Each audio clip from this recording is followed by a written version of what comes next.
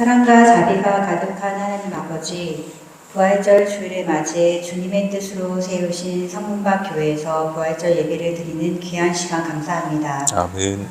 오늘 우리와 함께 하기 위해 예수님은 부활하셨습니다. 예수님을 무덤에서 다시 살리신 하나님의 능력을 찬양합니다. 주의 말씀을 온전히 신뢰하는 믿음을 갖게 해주시고 이 부활의 소식을 다른 이에게도 전할 수 있는 용기를 주시고 부활의 기쁨으로 부활의 증인으로 살길 바랍니다. 아멘. 지난 한 주간에도 주님께서 지신 고난의 십자가를 묵상하며 삶 속에 주님을 닮아보자 하였으나 많은 시련과 갈등 속에서 사랑을 잊고 살기도 했습니다. 세상 가운데 살면서 내 힘으로 모든 것이 된 거라고 자만했던 마음을 회개합니다. 하나님을 만나고 매일 동행하며 하나님의 뜻을 실천하려는 삶과 영적인 자세를 간절히 바랍니다. 아멘. 우리 교회를 이 땅에 세워주셔서 지금까지 함께하여 주시고 교회를 통해 구원의 역사를 이루게 하시니 감사합니다. 아멘. 우리 교회를 충만하게 하여 교회를 찾는 발걸음이 가벼워지고 사랑, 소망, 믿음을 실천하는 제자 공동체가 되게 기도합니다. 아멘. 오늘 예배에 참석한 모든 성도들이 예배를 통해 기쁨과 즐거움이 넘치게 하시며 아멘. 전해지는 목사님 말씀에 지혜와 능력을 주시어 듣는 우리에게도 은혜로 채워지고 아픔이 있는 사람에게는 회복의 역사가 일어나게 해주시기 바랍니다. 아멘. 빠르게 움직이는 삶 속에서 서로를 적대시하게 만드는 사회 구조 속에서 우리는 끊임없이 경쟁합니다. 도로 위, 교통신호, 먹는 음식까지도 필요 없는 경쟁의 상황에서 세상을 마주하기도 합니다. 제각각의 풍경인 저희들을 살펴주시고 열정과 협력으로 생각을 돌려 서로 사랑하는 공동체로 성장하게 기도합니다. 아멘. 에베소서 3장 17절에서 19절 말씀이 마음에 와닿는 오늘입니다. 믿음으로 말미암아 그리스도께서 너의 마음에 계시게 하시옵고 너희가 사랑 가운데서 뿌리 박히고 터가 굳어져서 능히 모든 성도와 함께 지식에 넘치는 그리스도의 사랑을 알고 그 너비와 길이와 높이와 깊이가 어떠함을 깨달아 하나님의 모든 충만하신 것 너희에게 충만하게 하시기를 구하노라. 하나님이 주신 삶의 현장에서 오늘도 나를 사랑하여 찾아오신 주 예수님을 바라봅니다. 누리며 기다릴 뿐인데 주의 뜻과 계획을 알게 하옵시고 주의 영으로 저희를 채우며 주의 뜻을 따라 날마다 살아갈 저희를 희망합니다. 아멘. 주님과의 실제적인 동행을 위해 기도하길 바랍니다. 그리스도의 사랑을 알아갈 수 있게 기도 바랍니다. 아멘. 부활의 첫 열매가 되신 우리 주 예수 그리스도 이름으로 기도드립니다. 아멘. 요한복음 21장 1절에서 17절입니다.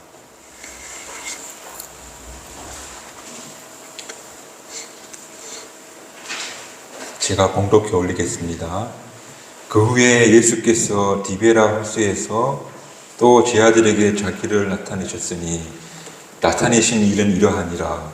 시몬 베드로와 디두모라 하는 도마와 갈릴리 가나 사람 나다나엘과 세베대 아들들과 또 다른 제자 둘이 함께 있더니 시몬 베드로가 나는 물고기 잡으러 가노라 하니 그들이 우리도 함께 가겠다 하고 나가서 배에 올랐으나 그날 밤에 아무것도 잡지 못하였더니 날이 새어갈 때 예수께서 바닷가에 서셨으나 제자들이 예수인 줄 알지 못하는지라. 예수께서 이르시되 얘들아 너희에게 고기가 있느냐 대답하되 없나이다. 이르시되 그물을 배 오른편에 던지라 그리하면 잡으리라 하시니 이에 던졌더니 물고기가 많아 그물을 둘 수 없더라. 예수께서 사랑하시는 그 제자가 베드로에게 이르되 주님이시라 하니 시몬 베드로가 벗고 있다가 주님이라 하는 말을 듣고 겉옷을 두른 후에 바다로 뛰어내리더라. 다른 제자들은 육지에서 거리가 불과 한 50칸쯤 되므로 작은 배를 타고 물고기 든 그물을 끌고 와서 육지에 올라와 보니 숯불이 있는데 그 위에 생선이 놓였고 떡도 있더라. 예수께서 이르시되 지금 잡은 생선을 좀 가져오라 하시니 시몬 베드로가 올라가서 그물을 육지에 끌어올리니 가득히 찬 그 물고기가 153마리라. 이같이 많으나 그물이 찢어지지 아니하였더라. 예수께서 이르시되 와서 조반을 먹으라 하시니 제 아들이 주님이신 줄 아는 고로 당신이 누구냐 감히 묻는 자가 없더라. 예수께서 가셔서 떡을 가져다가 그들에게 주시고 생선도 그와 같이 하시니라. 이것은 예수께서 죽은 자 가운데 살아나신 후에 세 번째로 제 아들에게 나타나신 것이라. 그들이 조반 먹은 후에 예수께서 시몬 베드로에게 이르시되 요한의 아들 시몬아 내가 이 사람들보다 나를 더 사랑하느냐 하시니 이르시되 주님 그러하나이다. 내가 주님을 사랑하는 줄 주님께서 아시나이다. 이르시되 내 어린 양을 먹이라 하시고 또 두 번째 이르시되 요한의 아들 시몬아 내가 나를 사랑하느냐 하시니 이르되 주님 그러하나이다. 내가 주님을 사랑하는 줄 주님께서 아시나이다. 이르시되 내 양을 치라 하시고 세 번째 이르시되 요한의 아들 시몬아 내가 나를 사랑하느냐 하시니 주께서 세 번째 내가 나를 사랑하느냐 하심으로 베드로가 근심하여 이르되 주님 모든 것을 아시오매 내가 주님을 사랑하는 줄 주님께서 아시나이다. 예수께서 이르시되 내 양을 먹이라. 아멘.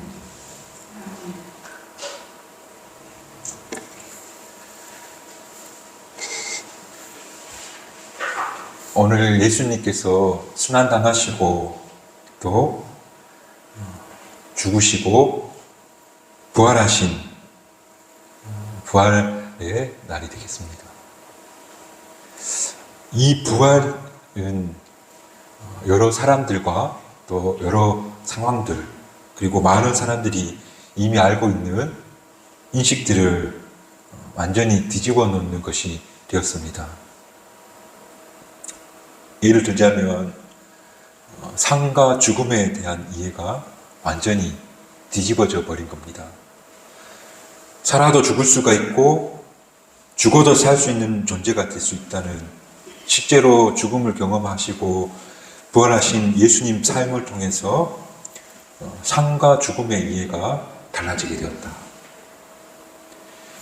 또 사람들이 살아가면서 생각하는 성공 여부 거기에 대한 인식도 달라지게 되는데 스스로 좀 더 잘 살아보려고 했던 제자 가룟 유다는 그가 스스로 잘 되길 바라는 마음으로 택한 길이 그것이 결국 죽음에 이르게 되었다 하는 것을 보여주고 있고 또 승승장구하던 빌라도도 진리를 만났을 때 그 진리를 사수해야만 했는데 그런데 그도 출세하기 위해서 사람들이 보는 앞에서 자신의 손을 씻어버림으로 로마의 왕 바로에게는 충성된 신하로 또 이스라엘 사람들에게는 그저 괜찮은 지도자로 잘 넘어가려고 했지만 그의 전승에 의하면 빌라도는 그 이후로 미치광이가 되어서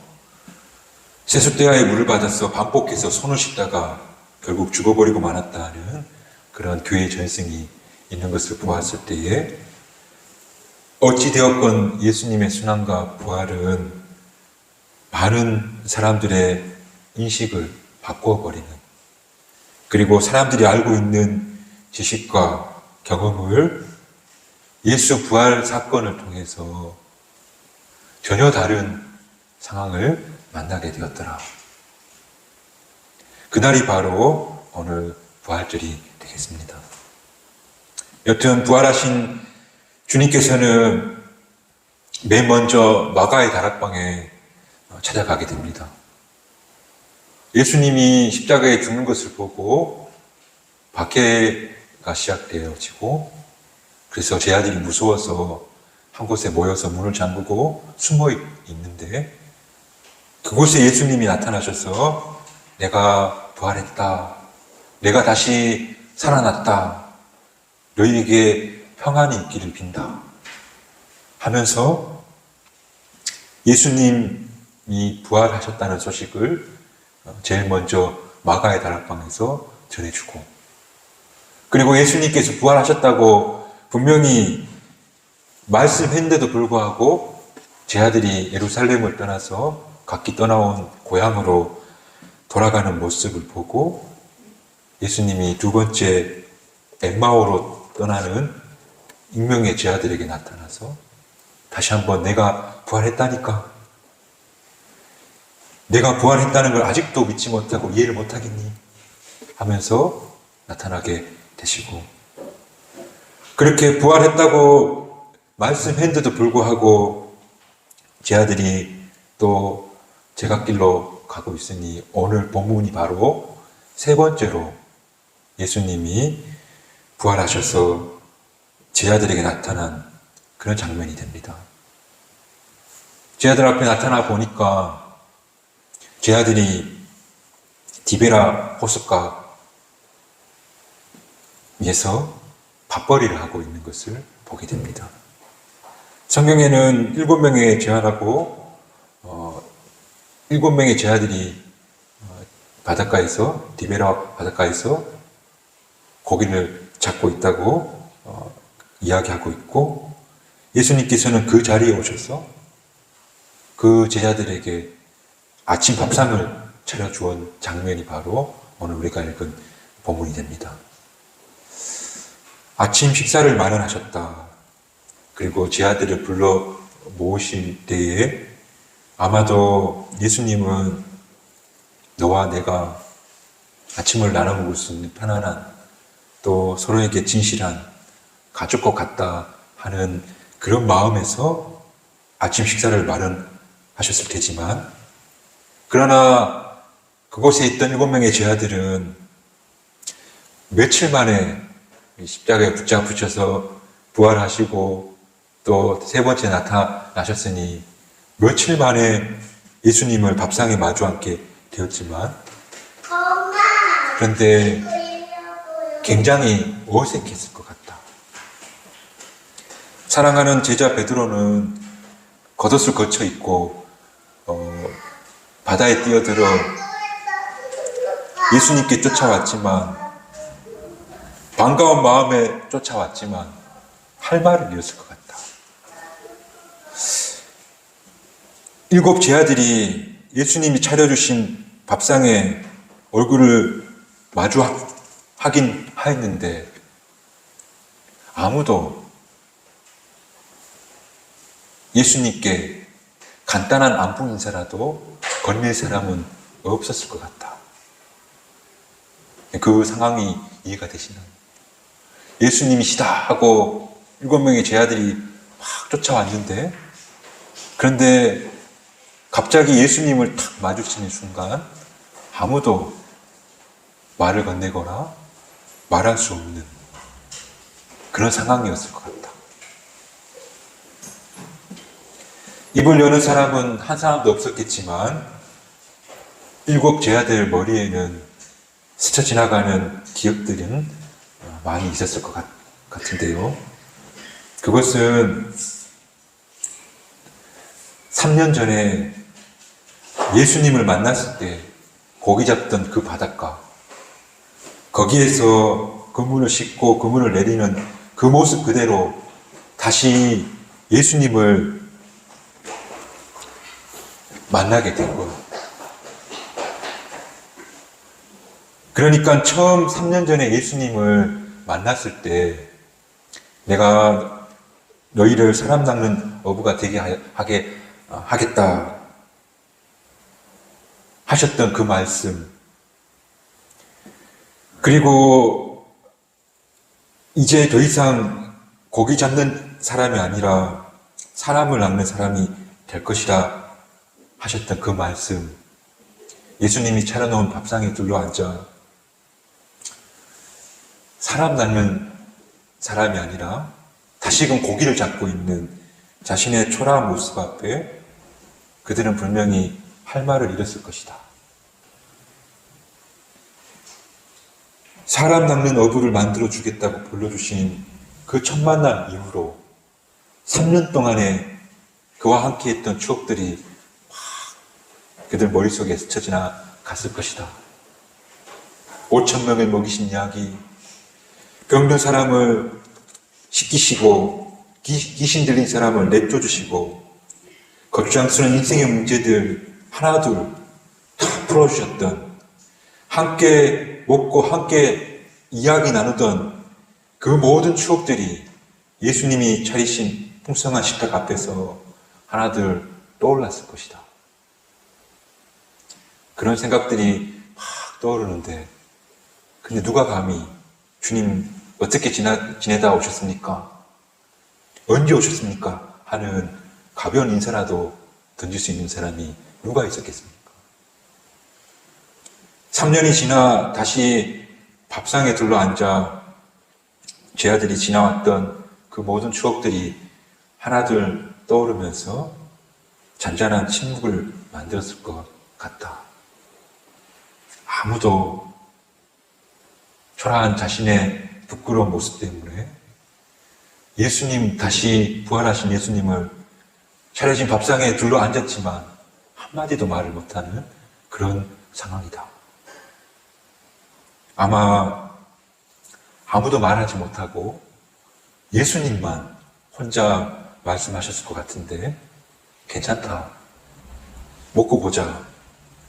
밤새도록 야식도 못했을 텐데 차려놓은 밥상 식기 전에 먹어야 안 되겠나. 예수님이 갑자기 경상도 사투리 있으셨는데, 네가 다 안다. 괜찮다. 먹어라. 아무 말도 할 수 없고 아무것도 물어볼 수 없는, 그가 이전에 다 말씀하셨던 거기에 제 아들은 고개를 떨구고 아무 말 없이 침묵하였을 것 같다.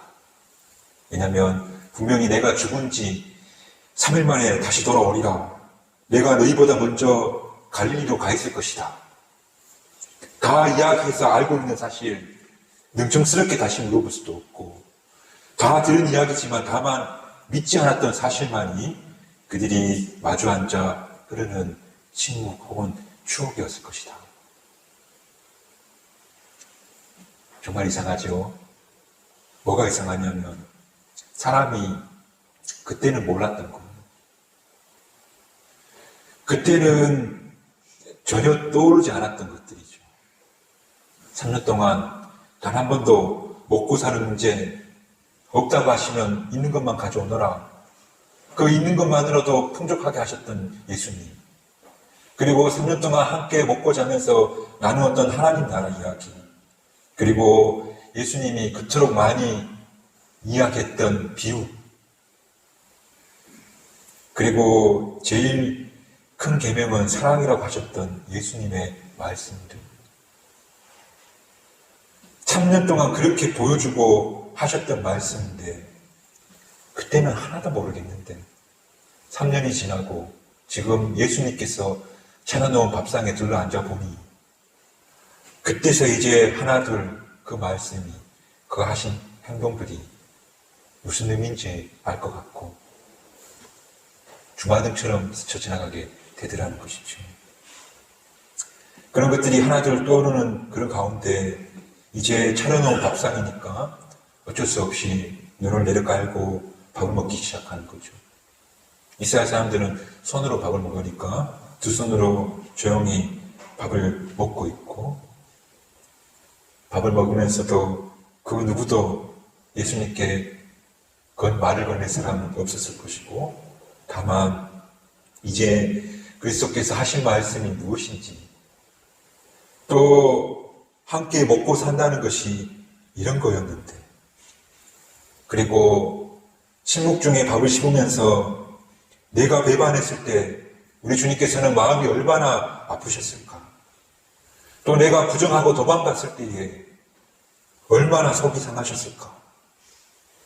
그게 아니었는데, 이게 아니었는데 후회하고 또 후회하고 그날의 일을 계속 생각이 나는, 그래서 화기애애한 분위기라고는 전혀 없는 그런 주님이 찾아주신 아침 식사를 함께 나누면서 서로가 말이 없어도 서로가 너무도 잘 알고 있는 사실들 때문에 슬프고 속상한 아침을 함께 먹고 있었을 것이다. 예수님 얼굴도 쳐다볼 수 없고 정말 질문도 없고 말도 없는 무겁고 긴 아침 식사가 계속되는 그 시간 동안에 이제 날이 뿌옇게 밝아오고 태양이 그 식탁을 환하게 비춰주니까 갑자기 너무 고요하고 조용한 분위기가 그곳에 정적만이 흐르고 있는데, 한평생 바다에 있었지만 한 번도 들어보지 못한 파도 소리가 세미하게 들리기 시작하고, 밥상이 환히 비춰지면서 잔잔한 물결 소리마저도 제자들 귀에 선명하게 들려오는, 침묵뿐이 없는 그 자리에 세상의 소리가 하나도 놓치지 않고 선명하게 들려오고, 나뭇잎이 흔들리는 소리, 바람이 스쳐 지나가는 소리까지 다 그들 귀에 들려오게 되는 것이죠. 그 순간 그들의 귀가 열리는 순간인데, 바람 소리, 물결 치는 소리 다 듣기 시작하고, 그리고 그때 잔잔하게 예수님이 하셨던 그 말씀의 의미가 새롭게 들려오기 시작하죠. 그게 뭐냐면, 내가 너를 살아남는 어부가 되게 하겠다. 내가 너를 살아남는 어부로 불러주겠다 했던 그 주님의 육성이 바람결에 파도 소리와 함께 다시금 잔잔히 내 귀에 들려오게 되는 것이죠. 그때 제 아들 마음은 지금처럼 대단했다면, 지금처럼 예수님이 하신 그 부르심의 말씀이 무슨 의미인지 알았다면, 그리고 부끄러운 내 모습을 벗겨버릴 수 있다면, 그런 기회가 다시 한 번만 온다면 좋을 텐데, 다시 예수님과 같이 있을 수만 있다면, 다시 한 번만 예수님과 함께 일할 수 있다면 좋을 텐데, 그런 제 아들의 마음에 후회와 더불어 어떤 알 수 없는 이상한 힘이 막 솟구쳐 오르는 것이죠.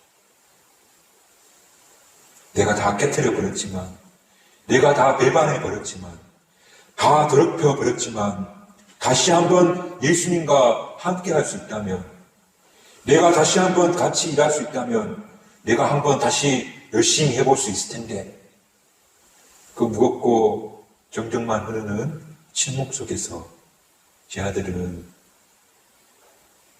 다시 한번 기회가 주어지면 좋을 텐데 하는 후회와, 그리고 결단과 용기가 그들 가슴에 막 샘솟고 있는, 그러나 그 누구도 그 말을 꺼내지 못하고 고개를 숙이고 주신 음식을 먹고 있는 그런 무겁고 어색한 침묵이 흐르는 그 식탁의 자리. 그런데 그때였습니다. 그때 예수님께서 부르셨습니다. 한 사람 불렀지만 7 제자들 모두를 부르는 그 음성이었습니다. 21장 오늘 우리가 읽은 본문에서 그렇게 후회와 자책과 부끄러움, 하지만 다시금 기회가 주어지면 정말 좋을 텐데, 그런 안타까운 소리를 우리 주님께서 들으시고 이렇게 말하는 겁니다. 요한의 아들 시몬아, 네가 나를 사랑하느냐? 요한의 아들 시몬아, 네가 나를 사랑하느냐? 기다리고 기다리던 소리가 그들에게 들려온 겁니다. 한 번만 함께 할 수 있다면, 다시 한 번만 그리스도와 함께 할 수 있다면 좋을 텐데. 그런데 그 말은 다시 한번 그리스도와 일할 수 있다는 소망의 소리처럼 들렸던 겁니다. 네가 나를 사랑하느냐? 너무나도 기다렸던 그 말에 제자 베드로는 예 주님, 내가 당신을 얼마나 사랑하는지 주께서 아십니다. 그때 예수님이 요한의 아들 시몬아, 내 양을 줘라. 그 말인즉 3년 전에 내가 너를 불렀던 그 모습 그대로 너를 여전히 사랑하고 있다. 네가 도망가고 배반했지만 그런 너의 모습을 선입견을 가지고 보는 것이 아니라 내가 여전히 너를 사랑하고 있다. 네가 가슴 아파하고 있고 네가 그때의 모든 것들을 후회하고 추억하고 있다는 걸 내가 잘 안다. 내가 너를 잘 안다. 그러니 이제 너에게 주어진 일, 네 양을 쳐라. 한 번 더 예수님께서 물으십니다. 요한의 아들 시몬아, 네가 나를 사랑하느냐?